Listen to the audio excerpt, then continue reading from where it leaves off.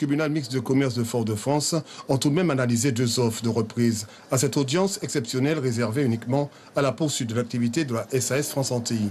Si celle des dirigeants de Sifoma proposant une reprise d'une partie de l'activité a été abordée rapidement en fin d'audience, l'essentiel de l'après-midi était réservé aux propositions de la NJJ Presse, filiale de la holding du groupe Xavier Niel.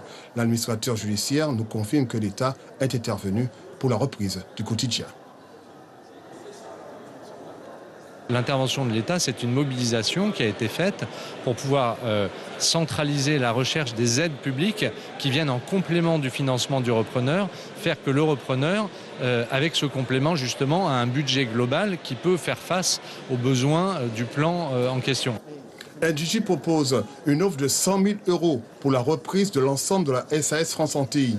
De plus, il annonce 800 000 € pour relancer l'activité. Il y a eu des débats qui ont permis de couvrir l'ensemble des sujets sur certains éléments de notre offre. Voilà, il faut laisser maintenant le tribunal délibérer et apprécier l'offre de reprise. Mais en tout cas, voilà, on a pu avoir de nombreux échanges avec l'ensemble des parties prenantes. Et j'espère qu'on trouvera une issue favorable pour permettre un redémarrage de l'activité le plus rapidement possible. Au niveau des salariés, sur les 236, seulement 126 seront repris.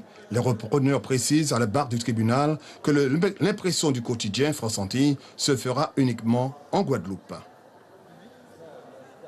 On regrette que l'impression soit délocalisée en Guadeloupe, parce qu'effectivement les journaux seront acheminés par avion.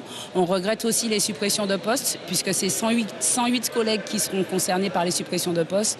Des rédactions qui sont déjà très affaiblies en termes d'effectifs, qui seront mises à mal, et puis des services qui seront supprimés. Mais après, effectivement, sur le côté reprise d'une offre de presse écrite, on est satisfait. Le sentiment, si vous voulez, des salariés aujourd'hui, c'est d'accord, France Antilles va renaître de ses cendres, mais on ne peut pas occulter toutes les conséquences sociales quand même de cette situation, et ça n'a pas été assez pris en compte aujourd'hui. Concernant la Guyane, la formule papier disparaît jusqu'à nouvel ordre. Elle sera remplacée par le numérique. Un dossier très sensible, mis en délibéré au 17 mars prochain.